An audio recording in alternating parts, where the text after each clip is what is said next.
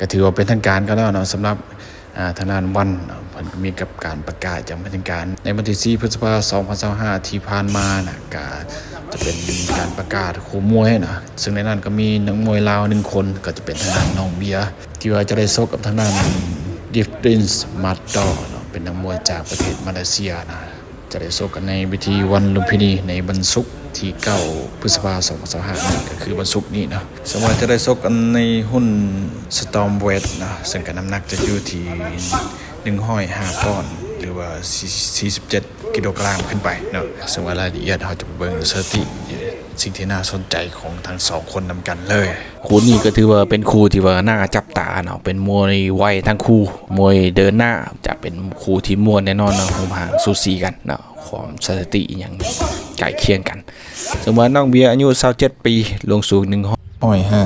เซนติเป็นนักมวยลาวที่ว่ามีความดุดันแบบจอมลุยก็ได้ละออกมัดได้บ้องไวแล้วก็มีหมัดหนักสถิติการชกในวันพรุ่งนี้มันชกไป1 ไฟต์ชนะน็อกเนาะก็คือชนะทางด้านนักมวยจากประเทศเยอรมันก็คือมาวินดิทิสนะชนะน็อกไปในยกทมิตเท่านั้นนะถ่ายยกเนาะก็ถือโดดเด่นครับโบนัสไป 350,000 บาทตั้งแต่ไฟทมิตกันเลยไฟที่2จะได้ชกกับทางด้านดิฟดินมาสดอนักมวยจากมาเลเซียซึ่งว่านักมวยจากมาเลเซียก็ส่วนสูงจะอยู่ที่162 เซนติเมตรอายุ22 ปีก็ถือยังเป็นน้องทางนั้นน้องเบียร์นะชกในวันลุมพินีไปแล้ว3 ไฟต์นะก็คือ2 ไฟต์ทมิตเอาชนะไปเนาะก็คือชนะน็อกทางนั้นพีไซรูปบ้านใหม่และก็ชนะน็อกทางนั้นเพชเอ็กเนาะซิดบีแจ็คคนหักปทุมนะก็คือชนะ2 ไฟต์ด่วนนะส่วนไฟต์ที่3แมนเสียให้กับทางนั้นเพชรนิมังกรเสียคะแนนไปนะก็คือโซกกับนักมวยไทยทั้ง3 คนก็ได้ทางด้านดิฟดินมาสดอซึ่งว่ากำหนดชกกันในวันที่9 พฤษภาคม 2025นะส่วนว่าคำพูดคำสะท้อนนั้นเป็นนักมวยลาวที่ว่าจอมบูเนาะแต่กี้มันชกมวยสากลมาก่อนที่ว่าจะมาชกมวยลาวนะก็คือมันจะเป็น